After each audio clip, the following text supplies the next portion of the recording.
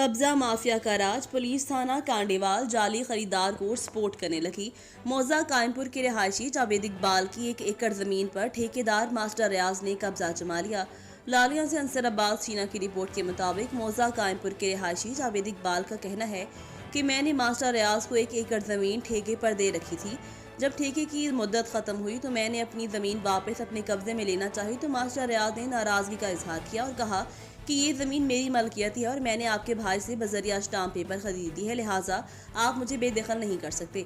ये बात सुनते ही मुझे हैरत हुई और मैंने मुतल्लिका थाना कांडेवाल से रुजू किया तो एसएचओ ने इंक्वायरी की, जिससे वाज़ेह हो गया कि मास्टर रियाज ने जाली स्टाम्प पेपर के जरिए कब्जा करना चाहा, क्योंकि स्टाम्प प्रूफ ने हल्फिया बयान दिया कि ये स्टाम्प मैंने ना लिखा है और ना दिया है। तस्दीक करनदा की मेहर भी नहीं। इसके बावजूद एसएचओ कांडीवाल रंजिता हरल ने नाजायज तौर पर मास्टर रियाज को दोबारा जमीन पर कब्जा करने का कहा, जो कि सरासर मेरे साथ ज्यादती हो रही है और एसएचओ की आशिराबाद मास्टर रियाज मेरी जमीन पर कब्जा करना चाहते हैं।